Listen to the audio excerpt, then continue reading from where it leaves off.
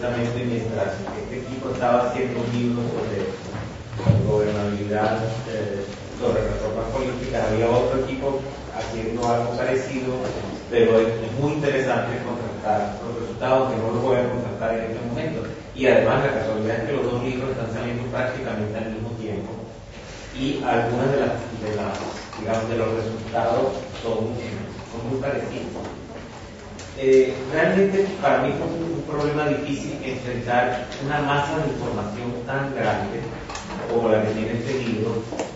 porque realmente tiene un resumen de algunos de los elementos más importantes ocurridos en los países andinos en los últimos 20 años. Ahora, otra cosa muy interesante que desde el punto de vista metodológico me parece clave en el libro es cómo se escogieron autores separados para un tema y para el otro, porque se ha podido hacer una misma persona que estudiara los movimientos sociales y las reformas institucionales, pero se hizo así como una especie de trabajo, de una división del trabajo que es muy interesante porque permite ver cómo cada uno se concentró en su tema de especialidad, en el tema institucional o en el tema de los movimientos sociales, y no tenía la carga, no tenía la responsabilidad de ver cuál era la influencia de uno en el otro, sino que eso se iba a ir dando en el curso de la investigación. Entonces uno puede ver cómo hay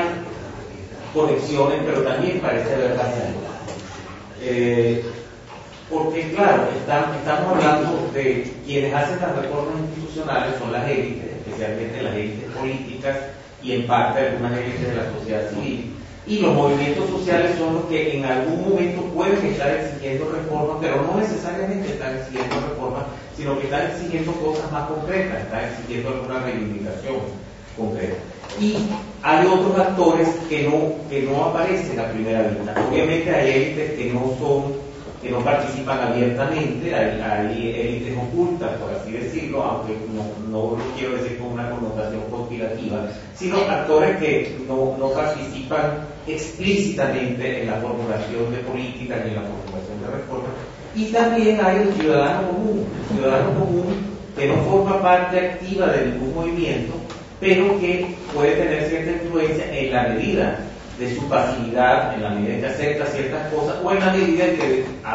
ocasionalmente se moviliza para votar, o simplemente se moviliza en algunos momentos en que esos movimientos dejan de ser solamente hechos por minorías activas y logran captar y movilizar a masas que van mucho más allá de su permanencia. Entonces, lo que se me ocurrió es cómo ver esa relación, dónde hay una relación estrecha y dónde puede haber vacíos entre lo que exigían o demandaban los movimientos y lo que hicieron las élites políticas. Y como realmente los movimientos no están permanentemente pidiendo reformas y necesariamente creen que las reformas políticas sean o institucionales sean la solución para este problema, el criterio que traté de tomar como hilo conductor es el de los derechos ciudadanos, porque los derechos ciudadanos implícita o explícitamente siempre se pueden enlazar con alguna reivindicación concreta. Entonces, partiendo de las dimensiones de la ciudadanía de Marshall, los derechos cívicos, políticos y sociales, y agregándoles los derechos más contemporáneos que se han venido desarrollando históricamente, como los derechos de ciudadanía cultural e identitaria y lo ambiental, que cuando vean el libro se van a dar cuenta que es muy, pero sumamente importante en los países andinos. Entonces traté de comparar, bueno, qué es lo que pedían los movimientos y qué es lo que se hizo en términos de reformas estructurales. Y se ven algunas cosas muy interesantes. Voy a ir en términos estrictamente alfabéticos, empezando por Bolivia. Claro, otra cosa que tengo que aclarar. No necesariamente lo que voy a decir se refiere a la realidad de lo que ocurrió, sino a lo que describen los autores de los artículos. Es posible que algún autor haya privilegiado más un tema que otro y por lo tanto no aparezca, lo que no quiere decir que no haya ocurrido alguna reforma en algo que haya sido demandado por algún movimiento social, sino simplemente estos son los temas enfatizados por los autores de los trabajos sobre movimientos sociales comparados con los temas enfatizados por los que estudiaron a las reformas políticas e institucionales. En el caso de Bolivia, vemos que se da un gran énfasis en cuanto a la ciudadanía, en cuanto a la participación, en cuanto a la demanda de una constituyente y en cuanto a las autonomías departamentales. Pero se puede ver que el tema de las autonomías corresponde a cierto tipo de actores, mientras que el tema de la constituyente corresponde más bien a otros. Es decir, hay una división entre grupos, entre movimientos que en la etapa más reciente terminaron por estar enfrentados, aunque podían tener en común la demanda de reforma. En lo social hay claramente una demanda de oposición a las políticas neoliberales. En lo cultural está muy clara la demanda de autonomía indígena y autonomía regional, otra vez desde fuentes y desde actores distintos. Y en lo ambiental, la defensa de los recursos, la defensa del agua, la defensa de la tierra, la defensa del gas. Ahora, cuando vamos a ver el estudio sobre Bolivia, en lo político, efectivamente, la constituyente responde a esas demandas en cuanto a ampliación de la participación y la representación. En lo cultural responde en cuanto que se reconoce un carácter plurinacional al Estado. Pero hay una cosa que me llama mucho la atención. En el estudio de las reformas estructurales se hace mucho énfasis en las instituciones políticas, pero lo ambiental, que es tan importante en las demandas, no se ve cómo se refleja en las reformas político-institucionales. Y otra cosa que me llama mucho la atención, y no solamente ocurre en el caso de Bolivia, sino en otros, es que la parte de los derechos cívicos básicos, los derechos humanos básicos, no es considerada prioritariamente ni en la parte de los movimientos ni en la parte institucional, quizá porque se encarnó en la parte de las reivindicaciones identitarias. Pero es decir, que más que uno se imagina que temas universalistas como los derechos civiles, como el derecho a la justicia, que es un derecho que sabemos que tiene tremendas limitaciones en nuestros países, no aparece reivindicado explícitamente, al menos en estos trabajos, sino que aparece como subsumido en las reivindicaciones identitarias. En el caso, esto se nota más todavía en el caso de Colombia. En el caso de Colombia, el artículo sobre los movimientos sociales es muy claro en la enorme prioridad que tiene el tema de los derechos humanos básicos, el derecho a la vida, el derecho a la libertad, los problemas de los desplazados, en general de todas las víctimas del conflicto armado. Y sin embargo, cuando vamos a las reformas políticas institucionales, se concentra el estudio en las reformas políticas, más que todo procedimentales. No quiere decir que no haya habido alguna mejora en esto, pero me llamó mucho la atención que más allá de la reforma constitucional del 91, el énfasis está en lo procedimental y no sabemos si realmente algunas de las reformas hechas en el caso colombiano en los últimos años, las reformas institucionales en el caso colombiano, han tenido algún peso en el enfrentamiento de la gravísima situación de derechos humanos que hay en Colombia. En lo social sí hubo alguna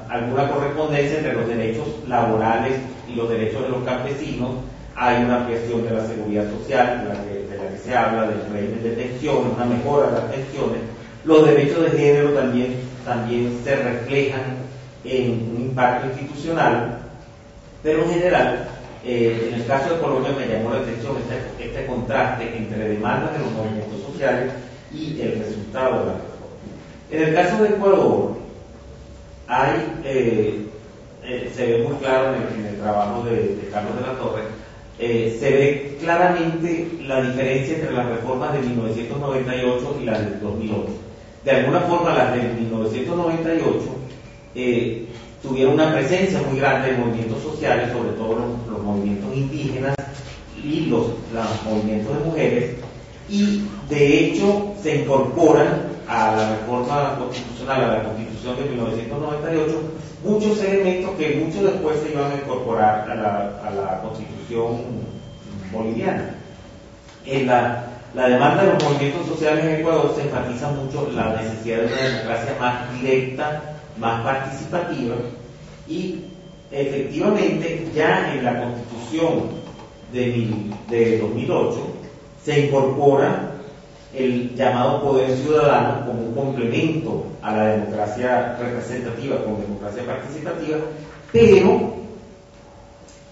paradójicamente también se da una concentración de poder, una centralización del poder.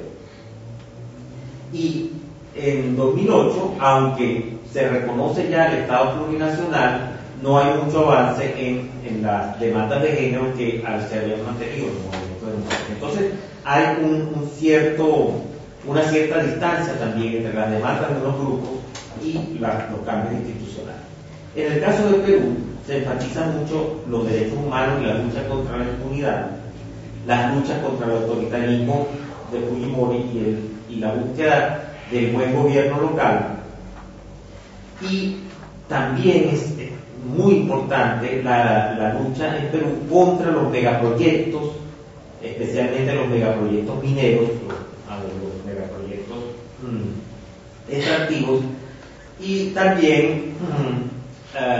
la lucha contra la corrupción, que se da más que todo a nivel local. Pero en Perú, desde el punto de vista institucional, sí hay algunos cambios reconocidos en el trabajo de Roncone y Bengoechea, pero son cambios que según los autores son insuficientes. Reconocen que la Defensoría del Pueblo está haciendo un esfuerzo muy grande para la lucha contra la impunidad y para la defensa de los derechos humanos básicos, pero consideran que no se le está dando los suficientes recursos para hacerlo. No se ha corregido, no se ha corregido la concentración de poder en el Ejecutivo determinada por la Constitución de 1993. Critican que se haya suprimido el Consejo Nacional de Descentralización.